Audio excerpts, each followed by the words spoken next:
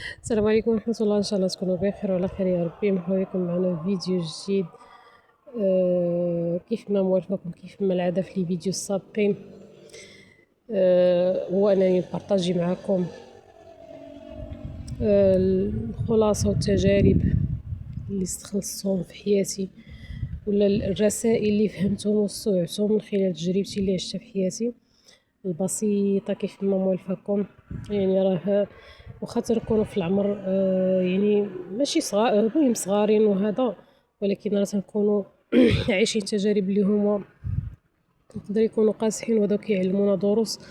حنا باقيين في واحد اللاج ماشي بالضرورة اننا نكونوا كبارين في السن باش نقولوا راه عشنا واحد التجربه. تنعيشوا بعض المرات تجارب وحنا باقيين صغار وتيكونوا قاسيين وتيعلمونا دروس، وبدنا تنكبروا كنمشوا وكنوعاو في الذهن ديالنا وهذا، وكنستخلصوا الدروس والحكم من هادشي كامل اللي طرا لينا بعض خصوصا ملي تيكون الانسان تيتسائل، تيبغي يعرف تما فين كيتنمى الوعي ديالو.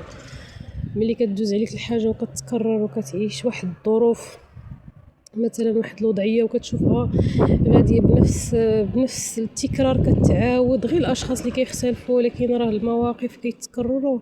ضروري كتسائل، ما الا بقيتي دماغك سديتيه وما كتسائلش وما كتبحثش وما كتقلبش علاش وما كتسولش علاش، وما تيكونش داك الكونتاكت بينك وبين اللي خلقك علاش يا ربي. وهذا واخا هاد السؤال هذا ما خاصوش اصلا يتسال، ولكن بعض المرات كنسالوه حيت ملي كيكون علينا الضغط بزايد تنكونوا في ظروف اللي متراكمه علينا بزايد، تنسولوا هذا السؤال علاش يا ربي، حنا علاش يا ربي تيطرى لينا هذا الشيء. تما فين تيجيك الجواب على السؤال ديالك، فانه كتفهم كتوعى كتفهم علاش كيوقع هذا الشيء هذا، وكتربط الاحداث ببعضياتها، كتلقى بان فعلا راه هاد الحاجه طرات لك ولا هاد المشكل وقع لك غير ما جا الا باش يفيقك وباش يوعيك وباش يخرجك من داك السبات ديالك. وكيف ما قلت لكم، الحاجه اللي غادي نتشاركها معكم اليوم هي القناعات اللي كيكونوا محفورين في الدماغ ديالنا وفي اللاوعي ديالنا، وكيكونوا محفورين بواحد الطريقه يعني محفوره يعني ثابته شاده بلاصتها، ناخذوها مبدأ في حياتنا، كنعيشوا على داك مثلا سلوك ولا فكره كتكون هي راه بحد ذاتها راه خاطئه، ولكن كنكونوا حنا مقتنعين بها بانها هي الصح، وكنقصحوا ريوسنا بهذا المعنى هذا، وكنقولوا لا حنا اللي على صح، والفكره ديالنا هي اللي على صح، الفكره ديالنا هي اللي على صح، والباقي كله راه ماشي يعني خاطئ. صافي كنبقاو نتعاملوا بديك الفكره وكنمشيو عليها وكنعيشوا بهذيك الفكره وديك القناعه.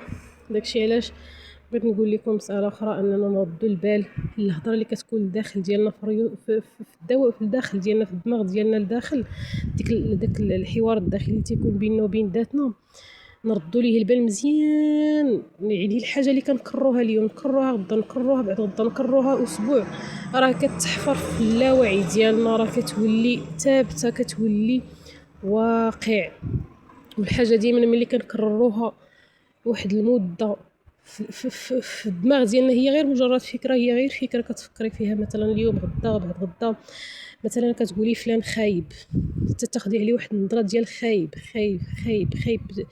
هاد الكلمه ديال خايب راه نهار على نهار كتحفر في اللاوعي ديالنا، وفعلا اللاوعي ديالنا كيرسل اشارات للكون كامل وكيقول ليه يلا تبت لهاد السيده هادي بان مثلا هاد السيد هذا ولا هاد السيده اللي خدات عليه هاد الفكره ديال خايب مثلا، ولا ما مأدبش، ولا حنا كما تنقولوا الحرام ولا هذا، تتولي واقع وكيولي يتصرف معك هذاك السيد على اساس انه ولد الحرام، على اساس انه خايب، وكتشوفي منه غير الخايب.